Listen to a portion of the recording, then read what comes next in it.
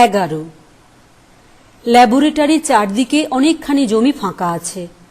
কাঁপন বা শব্দ যাতে যথাসম্ভব কাজের মাঝখানে না পৌঁছয়। এই নিস্তব্ধতা কাজের অভিনিবেশে রেবতীকে সহায়তা করে। তাই ও প্রায়ই এখানে রাত্রে কাজ করতে আসে। নিচের ঘড়িতে 2টো বাজল। মুহূর্তের জন্য রেবতী তার চিন্তার বিষয় ভাবছিল জানালার বাইরের আকাশের দিকে চোখ মেলে। এমন সময়ে দেওয়ালে পড়ল ছায়া। চেয়ে দেখে ঘরের মধ্যে এসেছে নীলা। রাত কাপড় পরা পাতলা সিল্কের সেমিজ। ও চমকে চৌকি থেকে উঠে পড়তে যাচ্ছিল। নীলা এসে ওর কোলের উপর বসে গলা জড়িয়ে ধরল। রেবতীর সমস্ত শরীর থরথর করে কাঁপতে লাগলো। বুক উঠতে পড়তে লাগলো প্রবল বেগে। গদগদ কণ্ঠে বলতে লাগলো, তুমি যাও, এ ঘর থেকে তুমি যাও। ও বললে, কেন? রেবতী বললে, আমি সহ্য করতে পারছি না। কেন এলে তুমি এ ঘরে? নীলা ওকে আরো দৃঢ় বলে চেপে ধরে বললে, কেন, আমাকে কি তুমি ভালোবাসো না? রেবতী বললে, বাসি বাসি বাসি, কিন্তু এ ঘর থেকে তুমি যাও। হঠাৎ ঘরের মধ্যে ঢুকে পড়ল পাঞ্জাবি প্রহরী। ভর্ৎসনার কণ্ঠে বললে, মায়েজি, বহুত শরম কি বাত হ্যায়, আপ বাহার চলা যাইয়ে। রেবতী চেতন মনের অগোচরে ইলেকট্রিক ডাকঘড়িতে কখন চাপ দিয়েছিল। পাঞ্জাবি রেবতীকে বললে, বাবুজি, বেইমানি মত করো। রেবতী নীলাকে জোর করে ঠেলে দিয়ে চৌকি থেকে উঠে পড়ল। দরওয়ান ফের নীলাকে বললে, আব বাহার চলা যাইয়ে, নহি তো মনিপ কো হুকুম তামিল করেগা। অর্থাৎ জোর করে অপমান করে বের করে দেব। শুনছেন স্যার আইজাক নিউটন, কাল আমাদের বাড়িতে আপনার চায়ের নিমন্ত্রণ ঠিক 4:45 সময়। শুনতে পাচ্ছেন না? অজ্ঞান হয়ে পড়েছেন? বলে একবার তার দিকে ফিরে দাঁড়ালে। বাষ্পাদ্র কণ্ঠে উত্তর এলো, শুনেছি। রাত কাপড়ের ভিতর থেকে নীলার নিখুঁত দেহের গঠন ভাস্করের মূর্তির মতো অপরূপ হয়ে ফুটে উঠল। রেবতী মুগ্ধ চোখে না দেখে থাকতে পারল না। নীলা চলে গেল। রেবতী টেবিলের উপর মুখ রেখে পড়ে রইল। এমন আশ্চর্য সৌন্দর্য সে কল্পনা করতে পারে না। একটা কোন বিদ্যুৎ বর্ষণ প্রবেশ করেছে ওর শিরার মধ্যে। চকিত হয়ে বেড়াচ্ছে অগ্নিধারায়। হাতের মুঠো শক্ত করে রেবতী কেবলই নিজেকে বলাতে লাগল, কাল চায়ের নিমন্ত্রণে যাবে না। খুব শক্ত শপথ করবার চেষ্টা করতে চায়, মুখ দিয়ে বেরোয় না। ব্লটিংয়ের উপর লিখল, যাব না, যাব না, যাব না। হঠাৎ দেখলে তার টেবিলে একটা ঘন লাল রঙের রুমাল পড়ে আছে। কোণে নাম সেলাই করা নীলা। মুখের ওপর চেপে ধরল রুমাল। গন্ধে মগজ উঠল ভরে। একটা নেশা শিরশির করে ছড়িয়ে গেল সর্বাঙ্গে। নীলা আবার ঘরের মধ্যে এলো। বললে, একটা কাজ আছে, ভুলে গিয়েছিলুম। দরওয়ান রুখতে গেল। নীলা বললে, ভয় নেই তোমার, চুরি করতে আসিনি, একটা কেবল সই চাই। জাগানি ক্লাবের প্রেসিডেন্ট করব তোমাকে। তোমার নাম আছে দেশ জুড়ে। অত্যন্ত সংকুচিত হয়ে রেবতী বললে, ও ক্লাবের আমি তো কিছুই জানি নে। কিছুই তো জানবার দরকার নেই। এইটুকু জানলেই হবে ব্রজেন্দ্রবাবু এই ক্লাবের পেট্রন। আমি তো ব্রজেন্দ্রবাবুকে জানি নে। এইটুকু জানলেই হবে মেট্রোপলিটন ব্যাংকের তিনি ডাইরেক্টর। লক্ষ্মী আমার, জাদু আমার, একটা সই বই তো নয়। বলে ডান হাত দিয়ে তার কাঁধ ঘিরে তার হাতটা ধরে বললে, সই করো। সে স্বপ্নাবিষ্টের মতো সই করে দিলে। কাগজটা নিয়ে নীলা যখন মুড়ছে, দরওয়ান বললে, এ কাগজ আমাকে দেখতে হবে। নীলা বললে, এ তো তুমি বুঝতে পারবে না। দরওয়ান বললে, দরকার নেই বোঝবার। বলে কাগজটা ছিনিয়ে নিয়ে টুকরো টুকরো করে ছিঁড়ে ফেললে। বললে, দলিল বানাতে হয় বাইরে গিয়ে বানিও, এখানে নয়। রেবতী মনে মনে হাঁফ ছেড়ে বাঁচল। দরওয়ান নীলাকে বললে, মাজি, এখন চলো, তোমাকে বাড়ি পৌঁছিয়ে দিয়ে আসি গে। বলে তাকে নিয়ে গেল।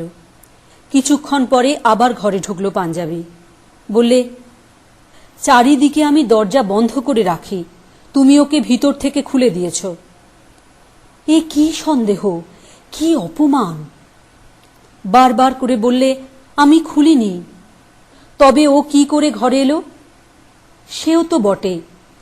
বিজ্ঞানী তখন সন্ধান করে বেড়াতে লাগলো ঘরে ঘরে।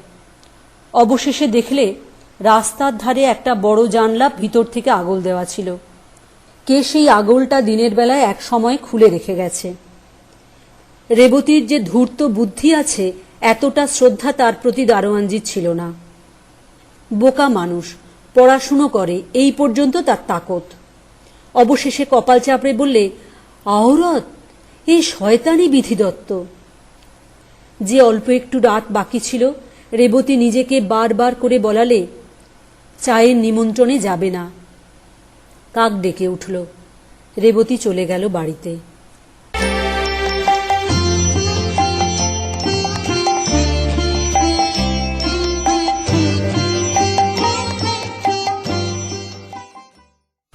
বারো। পরের দিন সময়ের একটু ব্যতিক্রম হল না। চায়ের সভায় 4:45 রেবতী গিয়ে হাজির। ভেবেছিল এ সভা নিভৃতে দুজনকে নিয়ে। ফ্যাশনেবল সাজ ওর দখলে নেই। পরে এসেছে জামা আর ধুতি, ধোবার বাড়ি থেকে নতুন কাচিয়ে আনা, আর কাঁধে ঝুলছে একটা পাট করা চাদর। এসে দেখে সভা বসেছে বাগানে, অজানা শৌখিন লোকের ভিড়। দমে গেল ওর সমস্ত মনটা।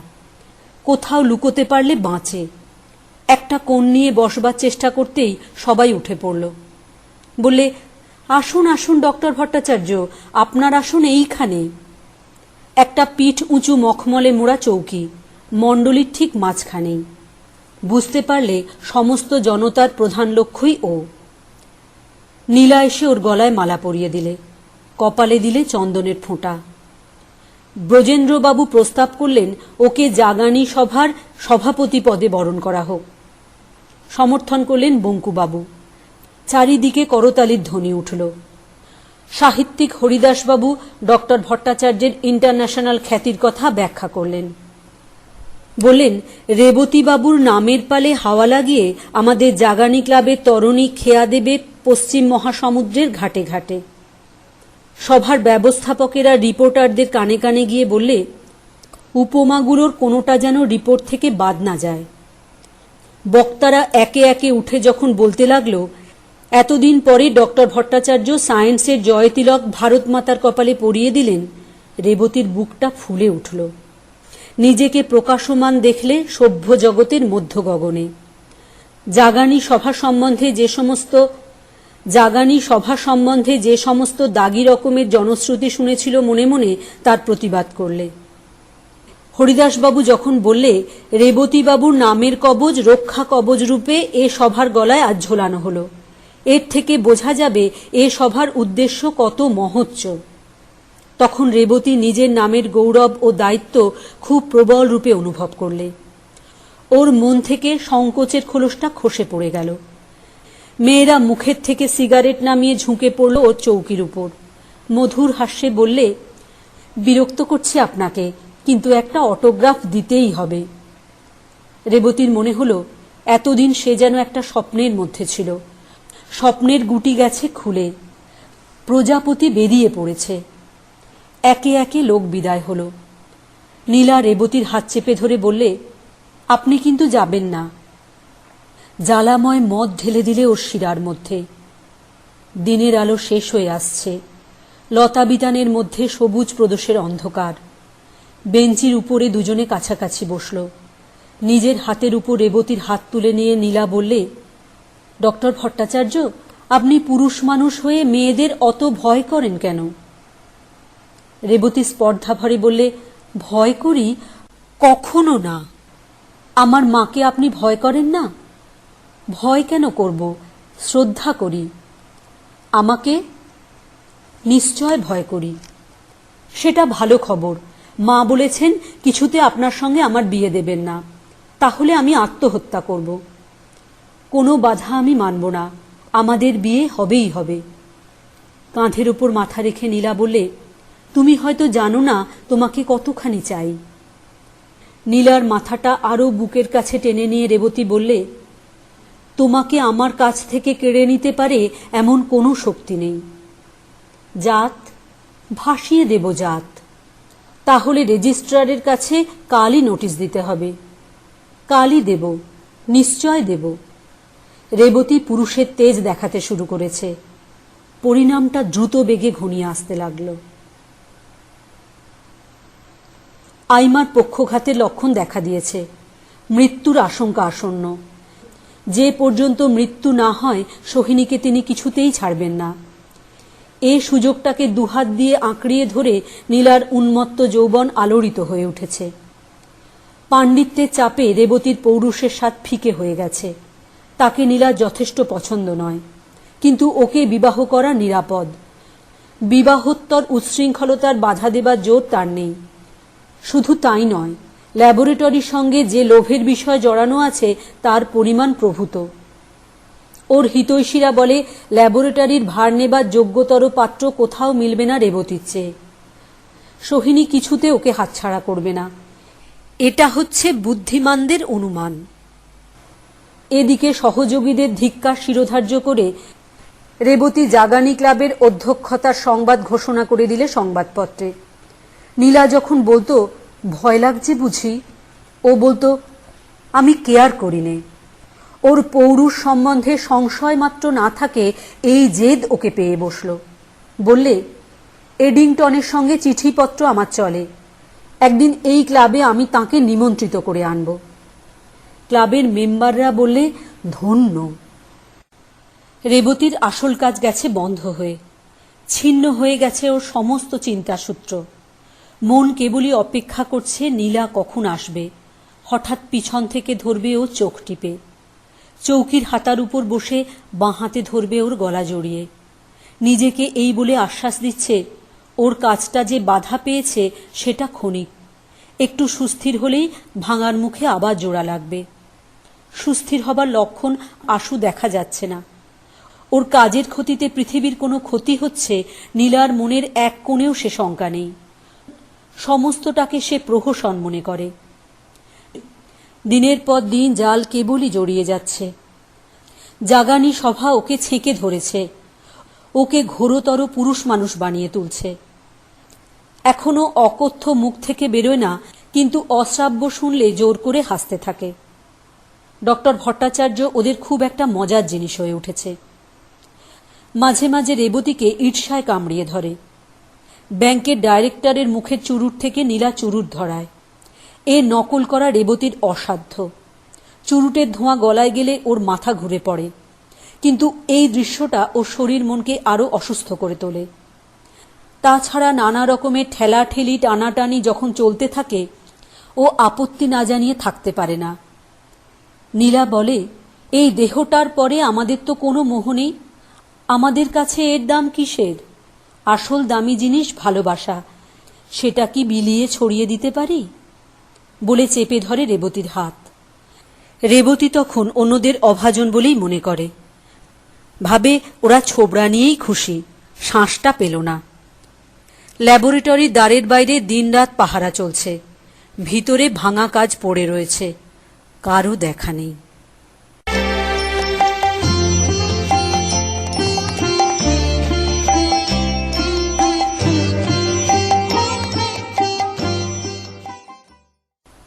তেরো।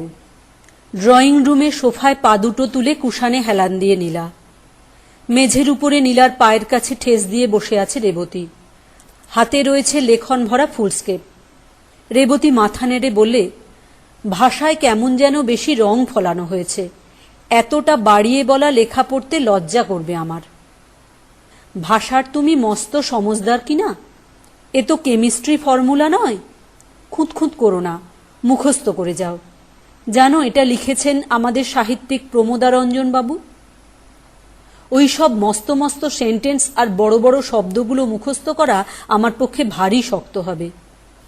ভারী তো শক্ত? তোমার কানের কাছে আউড়ে আউড়ে আমার তো সমস্তটা মুখস্থ হয়ে গেছে। আমার জীবনের সর্বোত্তম শুভ মুহূর্তে জাগানি সভা আমাকে যে অমরাবতীর মন্দার মাল্যে সমলঙ্কৃত করিলেন, গ্র্যান্ড। তোমার ভয় নেই, আমি তো তোমার কাছেই থাকব। আস্তে আস্তে তোমাকে বলে দেব। আমি বাংলা সাহিত্য ভালো জানি নে, কিন্তু আমার কেমন মনে হচ্ছে সমস্ত লেখাটা যেন আমাকে ঠাট্টা করছে। ইংরেজিতে যদি বলতে দাও কত সহজ হয়। Dear friends, allow me to offer you my heartiest thanks for the honor you have conferred upon me on behalf of the Jagani Club, the great awakener ইত্যাদি। এমন দুটো সেন্টেন্স বললেই ব্যাস। সে হচ্ছে না, তোমার মুখে বাংলা যে খুব মজার শোনাবে। ওই যেখানটাতে আছে, হে বাংলাদেশের তরুণ সম্প্রদায়, হে স্বাতন্ত্র্য সঞ্চালন রথের সারথি, হে ছিন্ন শৃঙ্খল পরিকীর্ণ পথের অগ্রণীবৃন্দ। যাই বলো, ইংরাজিতে কি হবার জো আছে? তোমার মতো বিজ্ঞান বিশারদের মুখে শুনলে তরুণ বাংলা সাপের মতো ফনা দুলিয়ে নাচবে। এখনো সময় আছে, আমি পড়িয়ে নিচ্ছি। গুরুভাত দীর্ঘ দেহকে সিঁড়ির উপর দিয়ে সশব্দে বহন করে সাহেবী পোশাকে ব্যাংকের ম্যানেজার ব্রজেন্দ্র হালদার মচমচ শব্দে এসে উপস্থিত। বললে, না, এ অসহ্য। যখনই আসি নীলাকে দখল করে বসে আছো। কাজ নেই, কর্ম নেই, নীলিকে তফাত করে রেখেছ আমাদের কাছ থেকে কাঁটা গাছের বেড়ার মতো। রেবতী সংকুচিত হয়ে বললে, আজ আমার একটু বিশেষ কাজ আছে, তাই। কাজ তো আছে, সেই ভরসাতেই তো এসেছিলুম। আজ তুমি মেম্বারদের নেমন্তন্ন করেছ। ব্যস্ত থাকবে মনে করে আপিসে যাবার আগে আধ ঘন্টাটাক সময় করে নিয়ে তাড়াতাড়ি এসেছি। এসেই শুনছি এখানেই উনি পড়েছেন কাজে বাঁধা। আশ্চর্য, কাজ না থাকলে এইখানেই ওর ছুটি, আবার কাজ থাকলে এইখানেই ওর কাজ। এমন নাছোড়বান্দার সঙ্গে আমরা কেজো লোকের পাল্লা দিই কি করে? Nili, is it fair? Nila বললে, ডক্টর ভট্টাচার্যের দোষ হচ্ছে উনি আসল কথাটা জোর করে বলতে পারেন না। উনি কাজ আছে বলে এসেছেন, এটা বাজে কথা। না এসে থাকতে পারেন না বলেই এসেছেন, এটাই একটা শোনবার মতো কথা এবং সত্যি কথা। আমার সমস্ত সময় উনি দখল করেছেন ওর জেদের জোরে। এই তো ওর পৌরুষ। তোমাদের সবাইকে ওই বাঙালের কাছে হার মানতে হলো। আচ্ছা ভালো, তাহলে আমাদেরও পৌরুষ চালাতে হবে। এখন থেকে জাপানি ক্লাব মেম্বাররা নারী হরণের চর্চা শুরু করবে। জেগে উঠবে পৌরাণিক যুগ। নীলা বললে, বেশ মজা লাগছে শুনতে। নারী হরণ পানিগ্রহণের চেয়ে ভালো, কিন্তু পদ্ধতিটা কিরকম? হালদার বললে, দেখিয়ে দিতে পারি। এখনই? হ্যাঁ, এখনই। বলেই সোফা থেকে নীলাকে আর কোলা করে তুলে নিলে। নীলা চিৎকার করে হেসে ওর গলা জড়িয়ে ধরলে। রেবতীর মুখ অন্ধকার হয়ে উঠল। ওর মুশকিলেই যে অনুকরণ করবার কিংবা বাধা দেবার মতো গায়ের জোর নেই। ওর বেশি করে রাগ হতে লাগলো নীলার পরে। এই সব অসভ্য গোয়ারদের প্রশ্রয় দেয় কেন?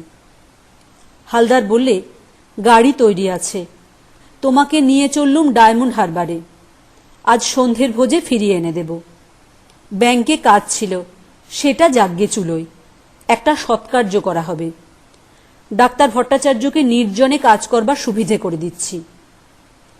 তোমার মতো অত বড় ব্যাঘাতকে সরিয়ে নিয়ে যাওয়াই ভালো। এজন্যে উনি আমাকে ধন্যবাদ দেবেন। রেবতী দেখলে নীলা ছটফট করবার কোনো লক্ষণ দেখা গেল না। নিজেকে সে ছাড়িয়ে নেবার চেষ্টা মাত্র করলে না।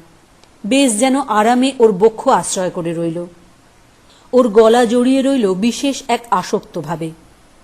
যেতে যেতে বললে, ভয় নেই বিজ্ঞানী সাহেব, এটা নারী হরণের রিহার্সাল মাত্র। লঙ্কা পারে যাচ্ছি নে, ফিরে আসবো তোমার নেমন্তন্নে। রেবতী ছিঁড়ে ফেললে সেই লেখাটা। হালদারের বাহুর জোর আর অসংকুচিত অধিকার বিস্তারের তুলনায় নিজের বিদ্যাভিমান ওর কাছে আজ বৃথা হয়ে গেল। আজ সান্ধ্যভোজ একটা নামজাদা রেস্তোরাঁতে। নিমন্ত্রণকর্তা স্বয়ং রেবতী ভট্টাচার্য, তাঁর সম্মানিতা পার্শ্ববর্তিনী নীলা। সিনেমার বিখ্যাত নটি এসেছে গান গাইতে। টোস্ট প্রপোজ করতে উঠেছে বঙ্কুবিহারী। গুণগান হচ্ছে রেবতীর আর তার নামের সঙ্গে জড়িয়ে নীলার। মেয়েরা খুব জোরের সঙ্গে সিগারেট টানছে প্রমাণ করতে যে তারা সম্পূর্ণ মেয়ে নয়। প্রৌঢ়া মেয়েরা যৌবনের মুখোশ পরে ইঙ্গিতে ভঙ্গিতে অট্টহাস্যে উচ্চকণ্ঠে পরস্পর গা টেপাটেপিতে যুবতীদের ছাড়িয়ে যাবার জন্য মাতামাতির ঘোর দৌড় চালিয়েছে। হঠাৎ ঘরে ঢুকল সোহিনী।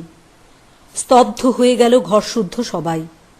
রেবতীর দিকে তাকিয়ে সোহিনী বলে, চিনতে পারছি নে, ডক্টর ভট্টাচার্য বুঝি? খরচের টাকা চেয়ে পাঠিয়েছিলে, পাঠিয়ে দিয়েছি গেল শুক্রবারে। এই তো স্পষ্ট দেখতে পাচ্ছি কিছু অকুলন হচ্ছে না, এখন একবার উঠতে হচ্ছে। আজ রাত্রেই ল্যাবরেটরির ফর্দ অনুসারে জিনিসপত্র মিলিয়ে দেখব। আপনি আমাকে অবিশ্বাস করছেন? এতদিন অবিশ্বাস তো করিনি, কিন্তু লজ্জা শরম যদি থাকে বিশ্বাস রক্ষার কথা তুমি আর মুখে এনো না। রেবতী উঠতে যাচ্ছিল, নীলা তাকে কাপড় ধরে টেনে বসিয়ে দিলে। বললে, আজ উনি বন্ধুদের নিমন্ত্রণ করেছেন, সকলে যান আগে, তারপরে উনি যাবেন। এর মধ্যে একটা নিষ্ঠুর ঠোক্কর ছিল। স্যার আইজাক মায়ের বড় পেয়ারের, ওর মতো এত বড় বিশ্বাসী আর কেউ নেই, তাই সকলকে ছাড়িয়ে ল্যাবরেটরির ভার ওর উপরেই। আরও একটু দেগে দেবার জন্যে বললে, জানো মা, অতিথি আজ ৬৫ জন। এ ঘরে সকলকে ধরেনি, একদল আছে পাশের ঘরে। ওই শুনছ না, হো হো লাগিয়েছে। মাথা পিছু ২৫ টাকা ধরে নেয়, মদ না খেলেও মদের দাম ধরে দিতে হয়। খালি গেলাসে জরিমানা কম লাগলো না। আর কেউ হলে মুখ চুপসে যেত। ওর দরাজ হাত দেখে ব্যাংকের ডিরেক্টরের তাগ লেগে গেছে। সিনেমার গাইয়েকে কত দিতে হয়েছে জানো? তার এক রাত্রিরের পাওনা ৪০০ টাকা। রেবতীর মনের ভিতরটা কাটা কই মাছের মতো ধড়ুফড়ু করছে। শুকনো মুখে কথাটি নেই। সোহিনী জিজ্ঞাসা করলে, আজকে সমারোহটা কিসের জন্যে? তা জানো না বুঝি? অ্যাসোসিয়েটেড প্রেসে তো বেরিয়ে গেছে উনি জাগানি ক্লাবের প্রেসিডেন্ট হয়েছেন, তারই সম্মানে এই ভোজ। লাইফ মেম্বারশিপে ৬০০ টাকা সুবিধে মতো পরে সুধে দেবেন। সুবিধে বোধহয় শীঘ্র হবে না। রেবতীর মনটার মধ্যে স্টিম রোলার চলাচল করছিল। সোহিনী তাকে জিজ্ঞাসা করলে, তাহলে এখন তোমার ওঠবার সুবিধে হবে না? রেবতী নীলার মুখের দিকে তাকালে। তার কুটিল কটাক্ষের খোঁচায় পুরুষ মানুষের অভিমান জেগে উঠল। বললে, কেমন করে যাই, নিমন্ত্রিতেরা সব। সোহিনী বললে, আচ্ছা, আমি ততক্ষণ এখানে বসে রইলাম। নাসিরুল্লাহ, তুমি দরজার কাছে হাজির থাকো। নীলা বললে, সে হতে পারে না মা, আমাদের একটা গোপন পরামর্শ আছে, এখানে তোমার থাকা উচিত হবে না। দেখ নীলা, চাতুরির পালা তুই সবে শুরু করেছিস, এখনো আমাকে ছাড়িয়ে যেতে পারবি নে। তোর কিসের পরামর্শ সে খবর কি আমি পাইনি? বলে দিচ্ছি, তোদের সে পরামর্শের জন্যে আমারই থাকা সবচেয়ে দরকার। নীলা বললে, তুমি কি শুনেছ কার কাছে? খবর নেবার ফন্দি থাকে গর্ত সাপের মতো টাকার থলির মধ্যে। এখানে ৩ জন আইনওয়ালা মিলে দলিলপত্র ঘেঁটে বের করতে চাও ল্যাবরেটরি ফান্ডে কোনো ছিদ্র আছে কিনা, তাই নয় কি নীলু? নীলা বললে, তা সত্যি কথা বলবো, বাবার অতখানি টাকায় তার মেয়ের কোনো শেয়ার থাকবে না, এটা অস্বাভাবিক, তাই সবাই সন্দেহ করে। সোহিনী চৌকি থেকে উঠে দাঁড়াল। বললে, আসল সন্দেহের মূল আরো অনেক আগেকার দিনের। কে তোর বাপ? কার সম্পত্তির শেয়ার চাস? এমন লোকের তুই মেয়ে, এ কথা মুখে আনতে তো লজ্জা করে না? নীলা লাফিয়ে উঠে বললে, কি বলছো মা? সত্যি কথা বলছি, তাঁর কাছে কিছুই গোপন ছিল না, তিনি জানতেন সব। আমার কাছে যা পাবার তিনি সম্পূর্ণ পেয়েছেন, আজও পাবেন তা, আর কিছু তিনি গ্রাহ্য করেননি। ব্যারিস্টার ঘোষ বললে, আপনার মুখের কথা তো প্রমাণ নয়।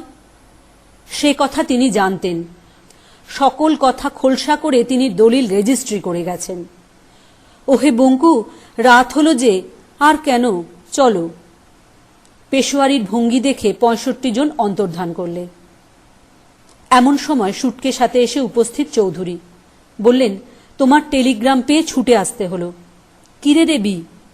রেবি, মুখখানা যে পার্চমেন্টের মতো সাদা হয়ে গেছে। ওরে খোকার দুধের বাটি গেল কোথায়? নীলাকে দেখিয়ে সোহিনী বললে, যিনি যোগাবেন তিনি যে ওই বসে আছেন। গয়লানির ব্যবসা ধরেছ না কি মা?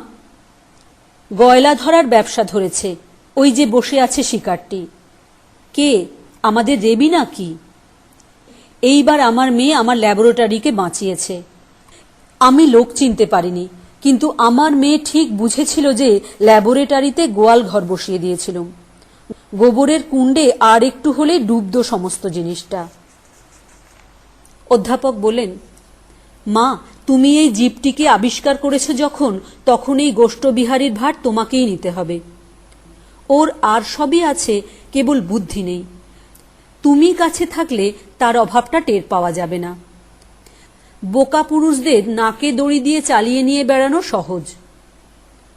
নীলা বললে, কি গো স্যার আইজাক নিউটন, রেজিস্ট্রি আপিসে নোটিশ তো দেওয়া হয়েছে, ফিরিয়ে নিতে চাও নাকি?